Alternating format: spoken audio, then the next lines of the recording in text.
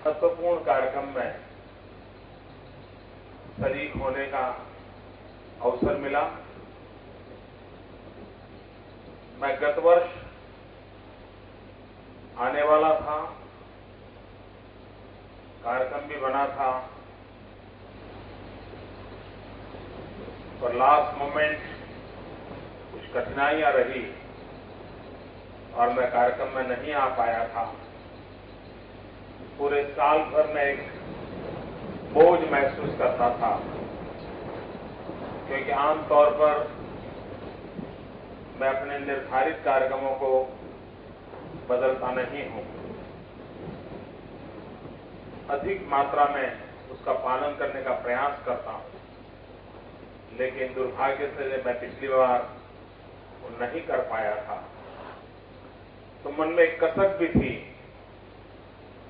आज अच्छा लगा मुझे आकर के, क्योंकि मेरा अपने मन पर जो बोझ था वो भी कुछ हल्का हो रहा है और मंच पर विद्वत जनों को देख करके मन पुलकित भी हो रहा है कि कुछ पल ऐसे उच्च विचार और आचार के लोगों के बीच बिताने का मुझे सौभाग्य मिला है। भाइयों बहनों, शिक्षक कैसा होना चाहिए, शिक्षा कैसी होनी चाहिए,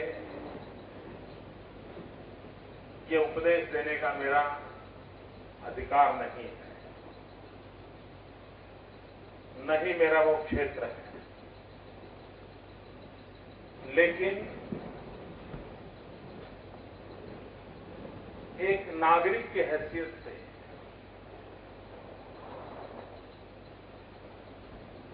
एक विद्यार्थी के तौर तरीके से मैं कुछ चीजों की ओर देखता हूं तो कुछ चीजें मेरे सामने उभर करके आती हैं। दुनिया के किसी भी महापुरुष के जीवन चरित्र को अगर हम पढ़ते हैं, किसी भी देश का हो, किसी भी युग का हो, किसी भी क्षेत्र का हो, अगर उसके जीवन चरित्र को पढ़ते हैं दो बातें सदा सर्वदा उसमें पाई जाती है। हर जीवन चरित्र में यह आता है कि मेरी प्रगति में मेरी मां का बहुत बड़ा योगदान है। आमतौर पर हर एक के जीवन चरित्र में ये बात आती है। और दूसरी बात अनिवार्य रूप से आती है, मेरे जीवन में, मेरे विकास में मेरे शिक्षक का बहुत बड़ा योगदान। मित्रों, हर बड़े महापुरुष के जीवन चरित्र के दो शब्द मैं समझता हूं उसको पढ़ने के बाद किसी शिक्षक के लिए कुछ कहना आवश्यक नहीं रहता।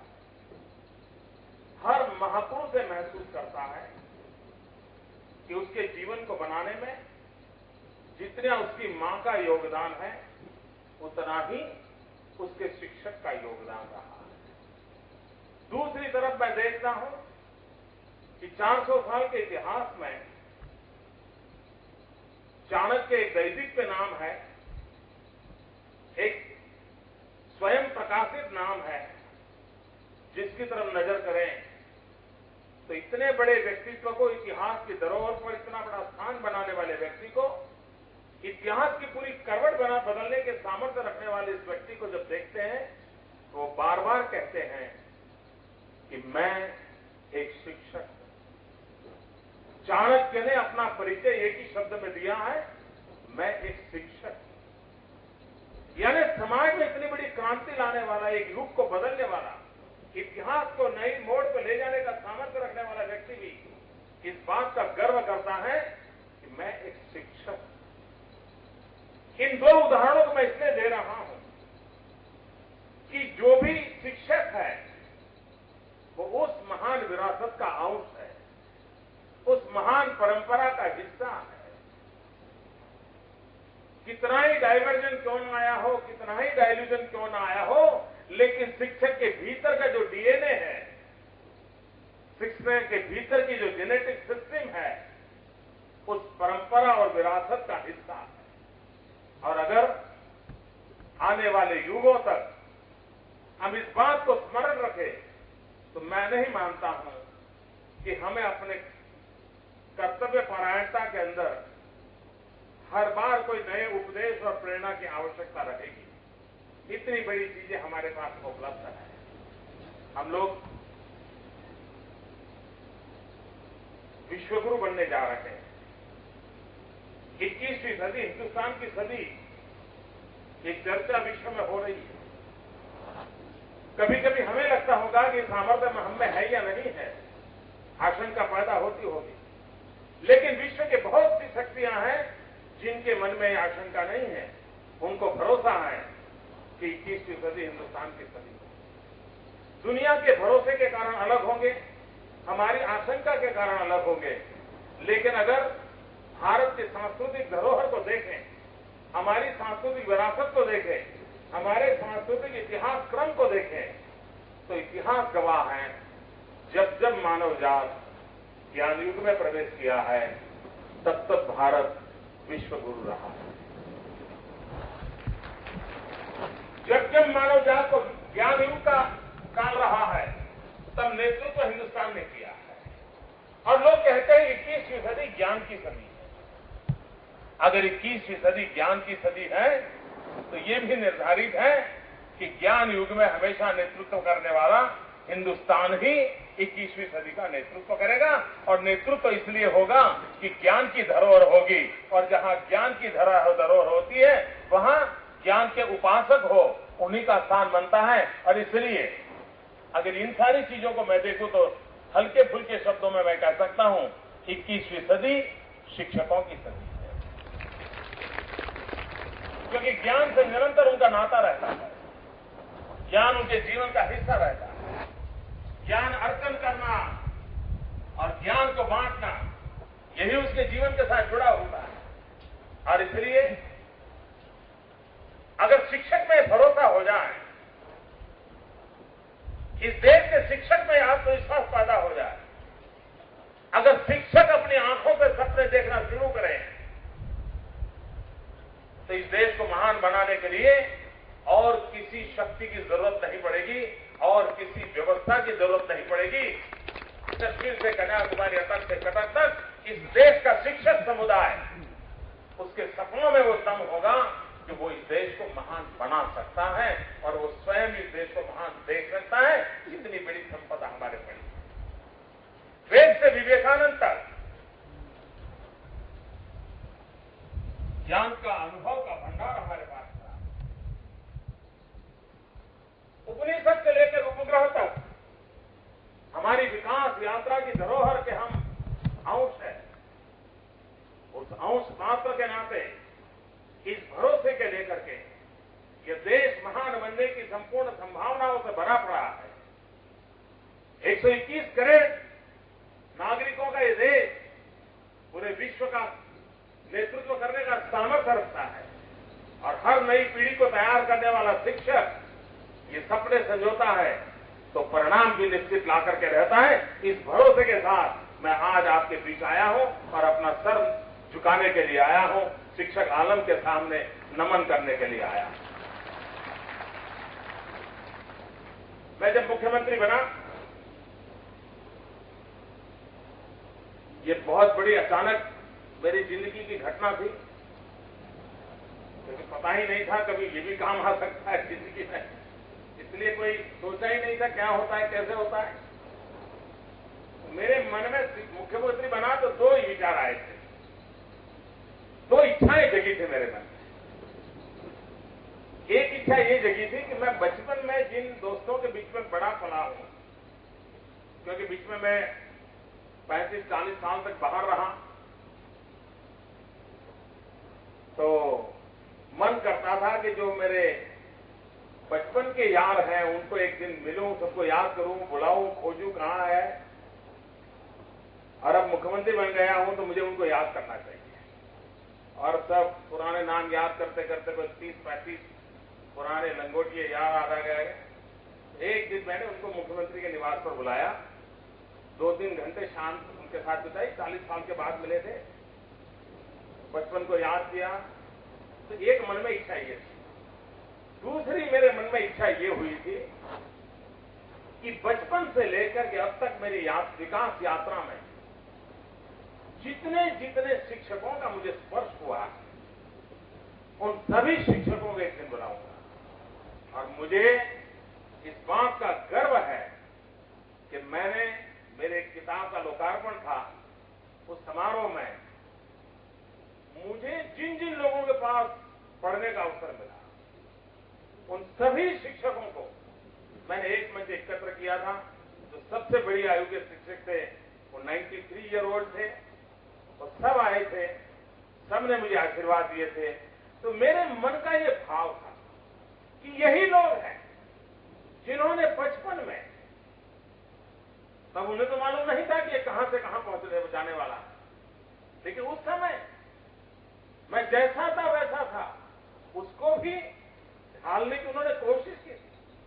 आप कल्पना करिए उस शिक्षक का मन क्या होगा जिसे पता तक नहीं है कि जिसके पीछे वो समय व्यतीत कर रहा है वो क्या है, क्यों है, क्या होने का कुछ मालूम नहीं है, लेकिन वो एक ईश्वर की भक्ति के रूप में हर दिन उसके पीछे अपना समय दे रहा है, पसीना बहा रहा है, ज्ञान परोस रहा है, और यही आशा के साथ परोस रहा है कि हो सकता है मेरे जीवन काल में 500 बच्चे मेरे हाथ से निकलेंगे, हो सकता है 2-4 ऐसे हो जाएं जिससे मेरा जीवन धन्य हो जाए। आप देखिए शिक्षक की उदारता कितनी बड़ी होती है। 200, 500, 1000 लोग उसके हाथ से निकलने वाले हैं, पता तक नहीं है इसमें से कौन कहां पहुंचने वाला है, लेकिन उसके बावजूद भी वो अपने कर्तव्य परायण होने के कारण, उस कर्म को ही धर्म मानने के कारण, वो इस बात में नहीं होता है कि इसका फैमिली बैकग्राउंड ये है तो ये यहां पहुंचेगा तो मैं उसको संभालू ना। उसके लिए सब समान होते हैं और हर एक के पीछे वो अपनी कोशिश करता है एकाध उभर करके जाए। गंगा में बहने वाला कोई तो पत्थर है जो शिवलिंग बन करके पूजनीय हो जाता है, उसी भाव से वो भी लगा रहता है, वो भी लगा रहता है। भाइयों बहनों, शिक्षा को जितना तात्विक महत्व है, फिलोसॉफी ऑफ एजुकेशन है, उसके साथ साथ लंबे अरसे तक समाज व्यवस्थाएं तब चलती हैं जब विचार इंस्टीट्यूशनलाइज होते हैं। अगर विचारों को इंस्टीट्यूशनलाइज नहीं करते हैं तो व्यक्ति आते हैं, विचार उनके साथ रहते हैं, व्यक्ति चले जाते हैं, विचार भी चले जाते हैं। और इसकी आवश्यकता ये होती है कि विचारों को इंस्टीट्यूशनलाइज करना चाहिए।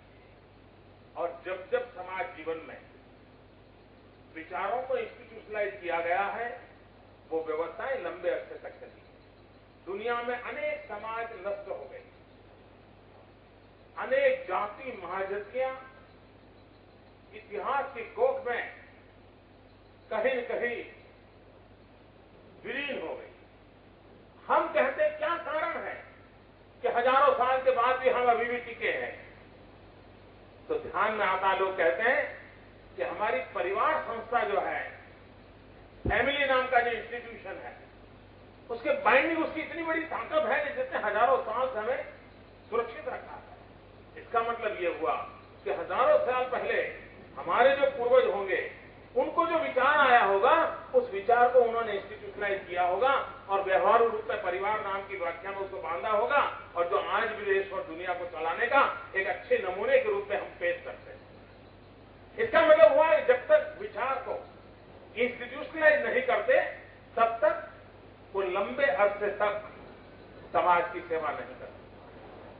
वर्तमान में हम जो शासन में बैठे हुए मित्र हैं, हमें भी लगता है कि युग बदला है,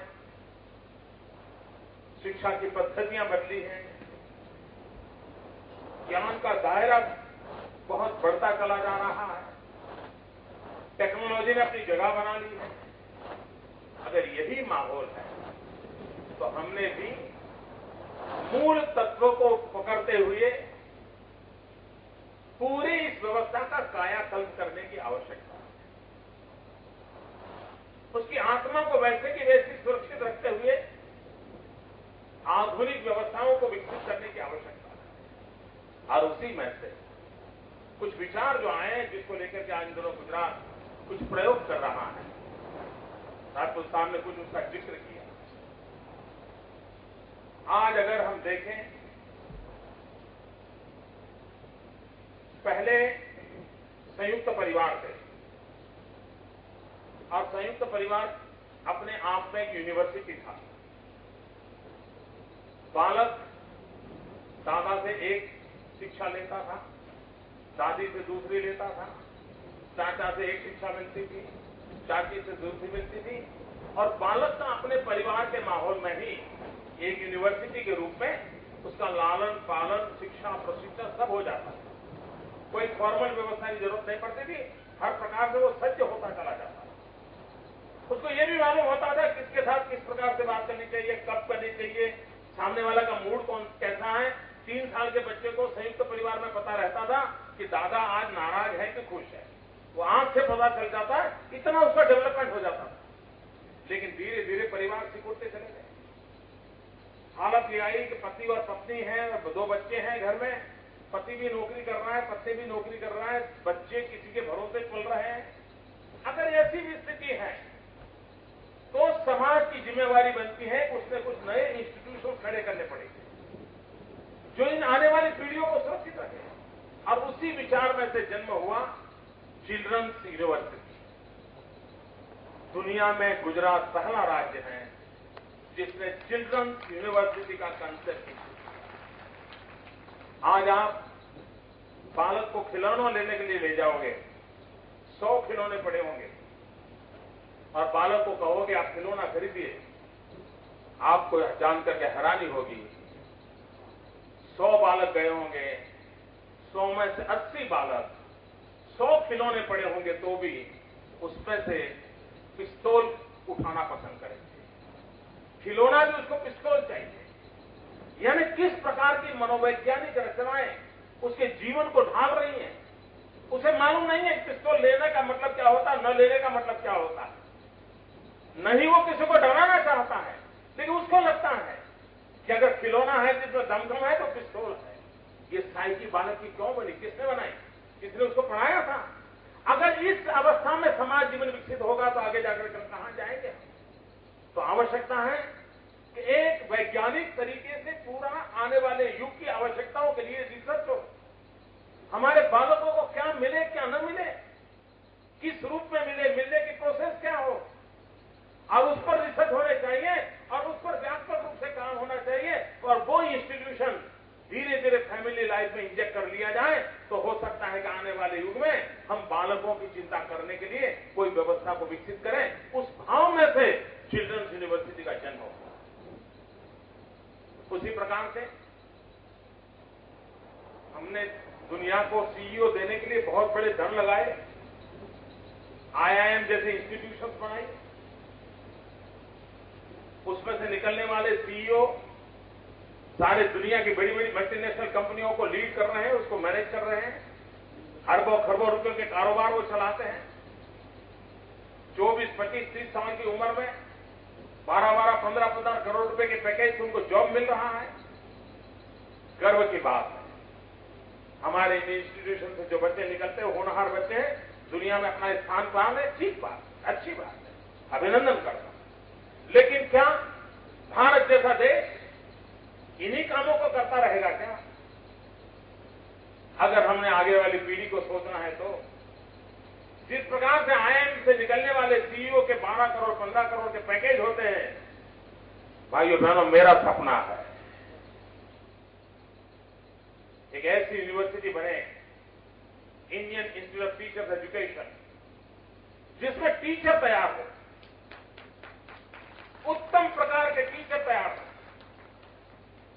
और वो दिन आए कि कैंपस के अंदर बड़े बड़े लोग इंटरव्यू आए और कैंपस इंटरव्यू करके वो भी 5 करोड़ 10 करोड़ के पैकेज से टीचर को अपने यहां ले जाएं। वो दिन मैं देखना चाहता हूं। पूरे विश्व को मिलियंस ऑफ टीचर की रिक्वायरमेंट है। क्या हिंदुस्तान दुनिया को टीचर एक्सपोर्ट कर सकता है? क्या इस काम की ओर हम ध्यान दे सकते हैं? मित्रों, पूरे विश्व को जरूरत है टीचर की। और मित्रों, एक व्यापारी जाता है तो वहां से डॉलर लाएगा, डॉलर छोड़ेगा, पाउंड लाएगा, पाउंड छोड़ेगा। एक डिप्लोमेट जाता नाता जोड़ेगा, लेकिन एक टीचर जाता है तो हृदय का नाता जोड़ देता है, सांस्कृतिक नाता जोड़ देता है और भारत की सांस्कृतिक विरासत को विश्व में पहुंचाने का एक बहुत बड़ा सामर्थ्यवान माध्यम बन सकता है। क्या हम उस दिशा में ध्यान दे सकते हैं? और भारत के पास इतनी उत्तम मानव संपदा हो, क्यों न हम पूरे विश्व को सुसंस्कृत करने का, क्योंकि हमारे पूर्वजों का सपना था कृण्वन्तो विश्वमार्यम, और जब मैं कृण्वन्तो विश्वमार्यम कह रहा हूं तब मैं कोई आर्य समाज के प्रचार के लिए नहीं आया। जब मैं कृण्वन्तो विश्वमार्यम कहता हूं उसका मतलब ये होता है हम पूरे जगत को सुसंस्कृत बनाएंगे। विश्व को सुसंस्कृत बनाने का मतलब होता है कृण्वन्तो विश्वमार्यम। ये कृण्वन्तो विश्वमार्यम का सपना कौन पूरा करेगा अगर इस धरती पर उत्तम प्रकार का और आधुनिक व्यवस्थाओं के साथ जुड़े हुए, आधुनिक बदलाव के साथ हम क्यों न करें? मित्रों, हर बार जब विश्व में ओलंपिक की चर्चा आती है तो हम रोते बैठते हैं। मित्रों, दुनिया में ओलंपिक खेल होते हैं तो चर्चा होती है कौन जीता कौन हारा। हमारे देश में खेल कूद के बाद चर्चा होती है कौन बचा कौन जेल गया, कौन कल जाएगा कौन परसों जाएगा, उसके पर हमारा समय जा रहा है देश का। लेकिन मित्रों, ये शर्मिंदगी की बात है कि 121 करोड़ देश का देश हो, 6 फुट से लेकर के बड़ी बड़ी ऊंचाई वाले नौजवान मेरे देश में हो और खेल की दुनिया में हमारा स्थान तक न हो। मित्रों, क्या स्थिति बदल नहीं सकते हैं? किसी ने तो शुरू करना चाहिए और इसी दिमाग में कसक रहती है तो क्यों विश्व के खेल के मंच पर मेरे देश का नाम क्यों ना हो, मेरे देश के नौजवानों का नाम क्यों ना हो? और इस कसक को कैसे मिटाना, तो व्यवस्थाएं खड़ी करनी चाहिए और उसी के लिए गुजरात ने इनिशिएटिव लिया है। हम इस वर्ष स्पोर्ट्स यूनिवर्सिटी करने जा रहे हैं। एक वैज्ञानिक तरीके से 10 साल 15 साल का कार्यक्रम बना करके लगना पड़ता है, लंबी सोच के साथ तय करना पड़ता है और चीजें बनती है। हम उस दिशा में प्रयास कर रहे हैं। भाई बहनों, अनेक क्षेत्र हैं जिसमें गुजरात ने इनिशिएटिव लिया है। औद्योगिक विकास हो रहा है। हम कहते हैं गुजरात पेट्रो कैपिटल बना है, गुजरात की इकोनॉमी गैस बेस्ड बनी है, तो फिर ह्यूमन रिसोर्स डेवलपमेंट की व्यवस्था होनी चाहिए। सिर्फ कुएं खेदे गैस निकाले ऑयल निकाले इससे काम नहीं चलता। ह्यूमन रिसोर्स डेवलप करना होता है, तब जाकर के चीजें सस्टेन करती है। और उसी में से हमने दीनदयाल उपाध्याय पेट्रोलियम यूनिवर्सिटी बनाई है और आज हिंदुस्तान की एनर्जी सेक्टर की टॉप कोस्ट यूनिवर्सिटीज में उसने अपना जगह बना लिया। हम उस दिशा में काम कर रहे हैं ताकि उस प्रकार के मानव संसाधन को तैयार करें जो मानव संसाधन आने वाली पीढ़ियों तक व्यवस्थाओं को विकसित करने के लिए एक बहुत बड़ा सक्षम माध्यम बन सके, एक आधार बन सके, और उस दिशा में हम काम कर रहे हैं।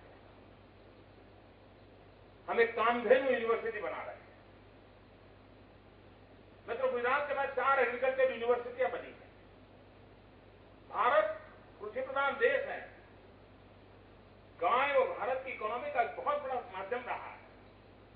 सदियों से गौ पूजा हम करते आए हैं, लेकिन क्या आधुनिक युग में वैज्ञानिक तरीके से चीज को देखा जा सकता है? मित्रों, हिंदुस्तान के कई राज्य हैं जहां पर किसान को आत्महत्या करने के लिए मजबूर होना पड़ता है, लेकिन गुजरात एक राज्य है जहां 10 साल में 7 साल अकाल के दिन जाते थे। यहां पर वर्षा नहीं होती थी, पानी की किल्लत होती थी, उसके बाद भी किसान को आत्महत्या करने की नौबत हमारे राज्य में नहीं आई। उसका कारण क्या?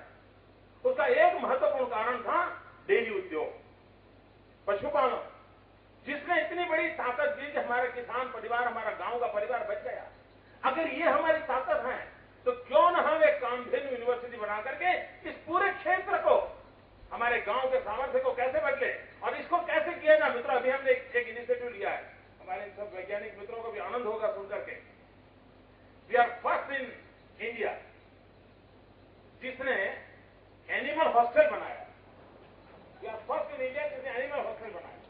और गांव के जितने पशु हैं वो गांव के ही किनारे पर एनिमल हॉस्टल में रहते हैं। एक प्रायोगिक एनिमल हॉस्टल ऑलरेडी हमने शुरू किया अभी 1 महीने पहले। करीब 800 के एनिमल उस हॉस्टल में रहते हैं। घर के बाहर, हर घर के सामने वो कूड़ा कचरा गंद रहती थी, सब चला गया। छोटी सी जगह में 3-3, 4-4 पशु को रखना पड़ता था। पशु को कोई फ्रीडम नहीं मिलता था। वो छात्रालय में चला गया। वो छात्रालय में रखने की फी देते हैं, समय पे पानी मिल रहा है, समय पे खाना मिल रहा है, पंखे लगे हैं, हवा पानी मिल रहा है, और उसका परिणाम ये हुआ है मित्रों कि 4 महीना उसको पायलट प्रोजेक्ट तक नाते चलाया, 20% मिल्क प्रोडक्शन बढ़ा है, 20%। ये ग्रोथ है उसका। और मैं चाहूंगा, और उसके कारण क्या हुआ, गांव पूरा साफ सुथरा हो गया, उसमें से गैस पैदा हो रहा है, उसमें से बिजली पैदा हो रही है, उसमें से नेचुरल फर्टिलाइजर पैदा हो रहा है, और उसके कारण ऑर्गेनिक फार्मिंग की संभावना बढ़ी है। वो हॉलैंड में बैठा बैठा एक कंप्यूटर पर क्लिक दबा करके आपके बैंक अकाउंट के सारे रुपए उठा करके मार जाता है। साइबर क्राइम और साइबर क्राइम के साथ साथ इकोनॉमिक ऑफेंस बढ़ते चले जा रहे हैं, और विश्वव्यापी ये रोग बढ़ता चला जा रहा है। अगर इस प्रकार से स्थितियां बदलती हैं तो उस पर लड़ाई लड़ने के लिए भी टेक्नोलॉजी की जरूरत पड़ेगी। अगर पूरे समाज को परेशान करने वाली शक्तियां टेक्नोलॉजी लाती हैं तो समाज को सुरक्षित करने के लिए भी टेक्नोलॉजी की जरूरत पड़ती है। और उसी बात को ध्यान में रखते हुए गुजरात दुनिया का पहला राज्य है, दुनिया का, जिसने फॉरेंसिक साइंस यूनिवर्सिटी बनाई। We are the first state in the world जिसने पहली दुनिया को फॉरेंसिक साइंस यूनिवर्सिटी दी है।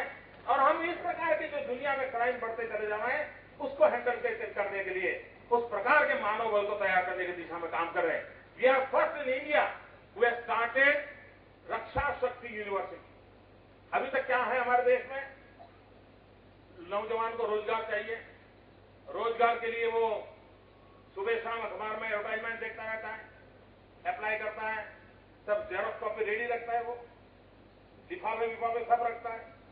कहीं प्यून की जगह है, लिफाफा बंद करके डाल दो, कहीं पर क्लार्क की जगह है, लिफाफा बंद करके डाल दो, कहीं ड्राइवर की जगह है, ड्राइविंग आता है, लिफाफा बंद करो डाल दो। वो बेचारा रसोइये की नौकरी मिले तो उसके लिए भी तैयार है, वो ड्राइवर की जॉब मिले तो उसके लिए भी तैयार है। वो अपनी अर्जियां भेजता रहता है, और उसमें कभी ये आ जाए कि पुलिस की भर्ती हो रही है तो वहां भी डाल दो। और अगर शरीर भगवान ने माँ बाप की कृपा से मिल गया है 6 फुट का तो पास हो जाता है, पुलिस में भर्ती हो जाती है, 6 महीने पैर ऊपर नीचे करता है, हाथ में बंदूक आ जाती है, ताकत आ जाती है, जॉब पर लग जाता है। और फिर हम चिल्लाते रहते हैं कि भाई प्रोफेशनलिज्म कैसे लाए। किसी ने सोचना चाहिए, Gujarat is the first state जिसने रक्षा शक्ति यूनिवर्सिटी का आरंभ किया है, और 12th के बाद नौजवान उसी में ग्रेजुएशन करेंगे, उसी में पोस्ट ग्रेजुएशन करेंगे, उसी में से तैयार होकर के वो पुलिस की भर्ती में जाएंगे। 5 साल की ट्रेनिंग के बाद वो पुलिस वाला बनेगा, अफसर बनेगा, उसको कानून का ज्ञान होगा, उसको मॉब साइकोलॉजी का ज्ञान होगा, उसको क्रिमिनल साइकोलॉजी का ज्ञान होगा। एक प्रकार से ह्यूमन रिसोर्स डेवलप करके समाज की सेवा में लगाने की अगर व्यवस्था करेंगे तब जाकर के हम समाज को बदल सकते हैं। और इसलिए लंबे अरसे के लिए समाज जीवन को बदलना है तो विचारों को इंस्टीट्यूशन के साथ जोड़ना पड़ता है, विचार को इंस्टीट्यूशनलाइज करना पड़ता है, और इंस्टीट्यूशनलाइज करने के बाद ह्यूमन रिसोर्स डेवलपमेंट को अगर प्राथमिकता देते हैं तो हम ऐसी व्यवस्थाएं खड़ी कर सकते हैं जो देश और दुनिया को काम आ सकती हैं। और ये काम सदियों से हमारा शिक्षक करता आया है, जहां भी है, जितनी उसकी सामर्थ्य है, शक्ति है, वो अपने तरीके से करता आया है। अगर उसको इस प्रकार का ढांचा मिल जाए तो उसकी शक्ति बहुत उभर करके आ सकती है और बहुत सारा परिणाम दे सकता है। मैं इस समारोह को बहुत बहुत शुभकामनाएं देता हूं, इस सेमिनार को मेरी शुभकामनाएं देता हूं। ये विद्वज्जन हमारे बीच आए हैं, उनके मार्गदर्शन में मेरे गुजरात के जो शिक्षक हैं, मेरे देश के जो शिक्षक हैं, जो भी अच्छी चीजें पाएगी अल्टीमेटली मानव जात के लिए काम आने वाली है। मेरी आप सबको बहुत बहुत शुभकामनाएं।